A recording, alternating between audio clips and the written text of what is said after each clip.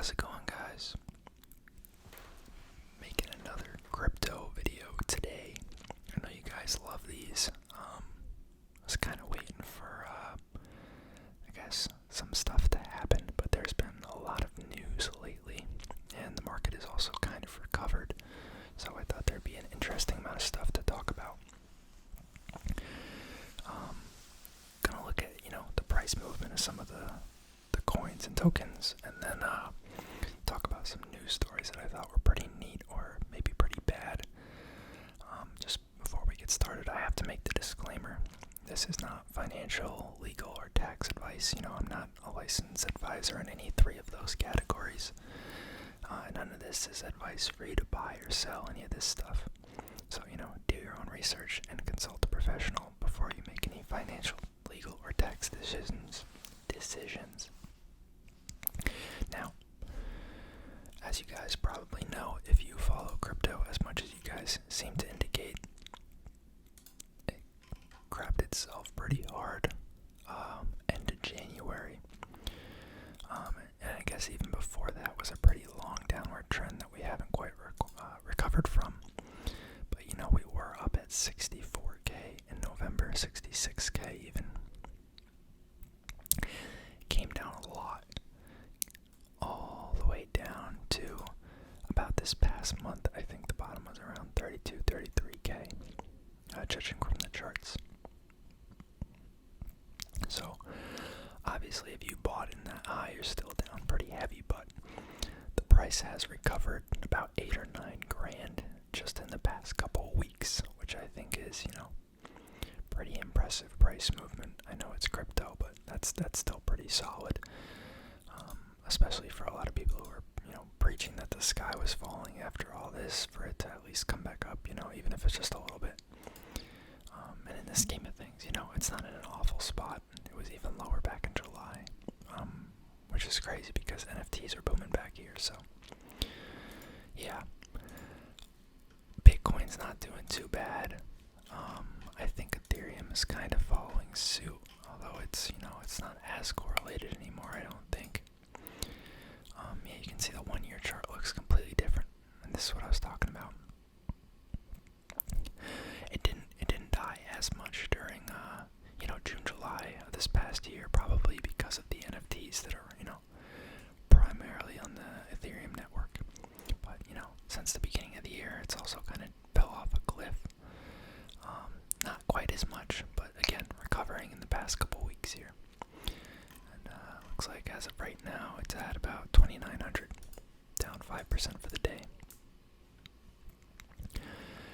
And I think most of the other cryptos are in a similar boat. We could look at like XRP here. I know a lot of people hate on XRP because they don't think it's a true decentralized crypto. And I guess it's kind of moving independently of Bitcoin and Ethereum, which I guess could be good or bad depending on like what your view of it is. This one actually hasn't had that rough of a time. Cardano's probably taken a pretty decent dip along with Bitcoin, and okay, yeah. So you can see this is a pretty stark drop, and it hasn't really come back much, but that is absurd. It almost doubled in the month of from mid-July to mid-August. It almost more than doubled. What am I saying? It almost tripled. That's crazy. So it kind of makes sense. It's coming back down to earth. But yeah, you guys know what's been happening with the price movement. Dogecoin not doing the best. Ever since, was this? When did Elon go on Saturday Night Live? Was that actually all the way back here? Was that here? I can't even remember. It seems like it was so long ago, but let's hop open to these news articles because some of them are kind of wild. So, first one. Sorry, I know the site's not in dark mode. First one here. There was a trading exploit that was discovered on Coinbase. So there's this if you guys don't know, within the hacking community, there's a lot of hackers who, fight for the good side, so they claim. So they'll try to hack into websites to capture what's called like bug bounties. So if they find an exploit or something that could potentially harm the site, and they tell the site before it gets exploited, they get paid a fee, a finder's fee, basically. So this guy called Tree of Alpha found a very big exploit on Coinbase, who you guys know is one of the biggest exchanges for crypto in the US. And he submitted it through HackerOne, which is it's a website for bug bounties, but it didn't seem like anyone was replying. So I guess he tweeted directly at Coinbase and CoinDesk and such, just trying to get someone to respond, and eventually they replied, and then they actually deactivated trading on their advanced platform for like hours, I think. So clearly it was something like pretty serious, and I think this kind of highlights like one of the inherent risks with having these players who can come in, and it's a live market that's live all the time. I mean, to a certain degree, there's certainly exploits that could happen to like Fidelity or like Vanguard, or even, we see Robinhood with their outages. But what worries me about crypto is that because it's decentralized, you can't just like turn the clocks back, or if there's a mistake made, you can't just like pull back the money from another account. Like if something happened with the banking industry and they realize money from like these 100 accounts got transferred to these other 3 accounts, like they can stop that transaction or reverse it most of the time. But when it's crypto, there's no such thing. Once the transaction is set, it's done. Your money's gone. So these kind of things are a little unnerving, but I guess Coinbase is being proactive about it. I'm sure they have whole teams dedicated to this stuff on a daily basis. And then, I don't know if you guys saw this, there was this couple, I think they were a couple, they were laundering money. I don't know how Bitfinex works into it, but I saw billions in a news article. I don't know if that's an accurate representation. I don't know the actual number, but it was a crap ton of money they were trying to launder. And I guess it was like dirty illegal crypto, and they were in Ukraine, like faking IDs and like faking documents and such, because they were trying to cash out on this.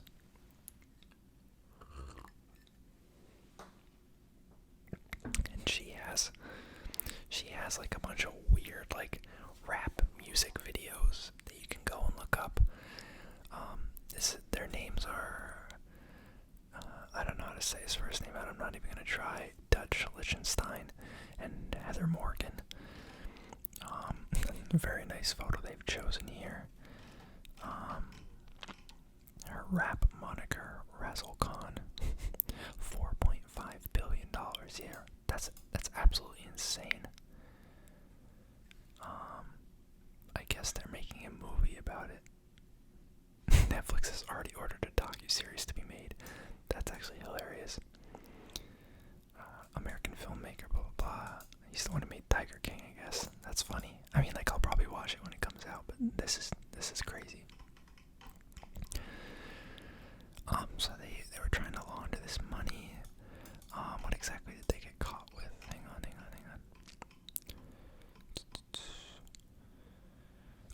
Yeah, right here. Lichtenstein had a folder called Personas in one of his cloud accounts that contained several subfolders of both Russian and Ukrainian biographical information and identification documents for both men and women, which the government said was purchased on Darknet Marketplace. He ordered several packages from Darknet vendors to a hotel near one the couple was staying at in Kiev. In addition, they say the two set up Ukrainian phone numbers and other financial accounts. Like, this is some serious stuff. Like, $4.5 billion is absolutely absurd. A lot of like scammy stuff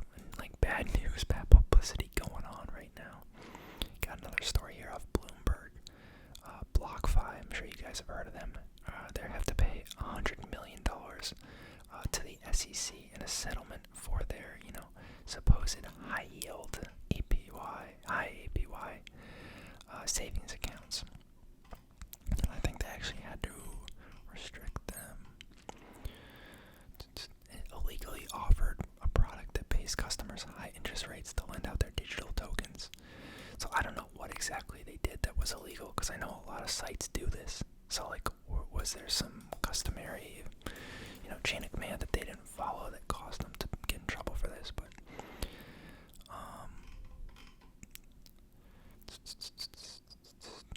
as part of its agreement with regulators, BlockFi will no longer be able to open new interest-yielding accounts for most Americans. Wow, because they were a pretty popular one for the high-yield accounts, I believe. So that's got to be huge to them. $50 million fine to the SEC and $50 million to various states, people who asked not to be named because the deliberations are private. Yada, yada, yada.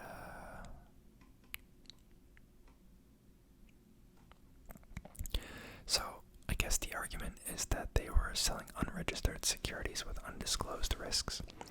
So, I don't know a ton about, I don't know much at all, I'm not gonna lie, about the high yield savings accounts for crypto, but what I had seen online, like vaguely, was that because of the way a lot of these sites were like collateralized, a lot of the loans were lending, because they have to lend out the money on the back end to be able to make the yield to actually give to people for the savings accounts. So like, if there was a big enough drawdown in the market and I guess the site couldn't, cash out, because there's a liquidation price set for most of the cryptos that are held like this in collateral, that it could potentially like bankrupt the company, or have some other catastrophic side effects. You guys probably know it better than me, so feel free to explain it in the comments. But they just always seem sketchy to me, that you could get like 100% APY. Like, that just makes no sense. And I mean, I think BlockFi, from what I remember, was like a lesser scammy one. Like, maybe it was like 8 or 9% APY, which isn't unreasonable. But like, most actual savings accounts now are offering like 0.5% to 1%. So, there's clearly a big risk there if they're able to offer such a high reward.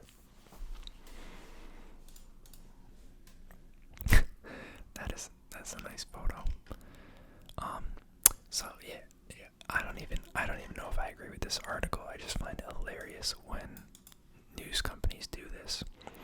They're claiming cryptocurrencies and stocks drop as Russia-Ukraine tensions rise. Maybe it's true, maybe it's not, but it's like every day there's a new reason for why the market is up or down, and sometimes I've seen them change it halfway through the day. So it'd be like, market drops on CPI data, and then it comes back up, and they're like, market ignores CPI data. I'm like, first of all, how do you know that's like what's moving the market for the day? It could be the most random things too. It's like Biden's speech on electric vehicles causes the market to soar 3%. It's like, that's not why the S&P is up 3%. Just can't be why. But they always have a reason.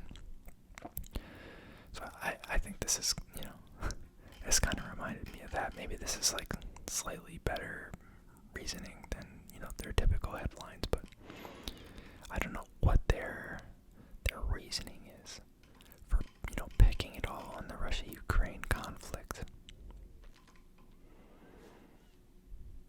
And then this last one is kind of neat. I don't know if you guys know BlackRock. I was actually looking at them for my dividend portfolio. They have a lot of asset under management services, and they run like the iShares, ETFs, exchange traded funds. They have a lot of business segments, but they're considering, or I guess they're even like, it's rumored that they're planning to offer crypto trading, which could this platform called Aladdin, which is used by like a lot of big companies, and I guess they would potentially be able to trade crypto through that. So like I think this would be for like the corporate world, not like the end consumers. And then I think they'd be able to like take out loans against those assets. As you can see here, BlackRock currently manages over 10 trillion in assets for institutions.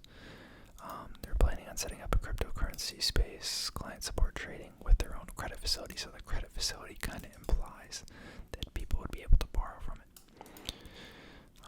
Kind of neat to see. That would include public pension funds, endowments, and sovereign wealth funds to trade cryptocurrencies through Aladdin. Oh, and I guess this is what Aladdin stands for. I didn't actually know that. Asset Liability Debt and Derivative Investment Network. That's pretty cool. And I guess they own some MicroStrategy. That was a pretty big meme stock for a while. I don't know if it's still relevant or not. You guys will let me know. But hopefully you guys enjoyed the video. I just want to kind of check in on some things going on in the crypto market, because you guys like when I talk about it. So drop a comment down below. Let me know what you're thinking, and I'll see you guys next time.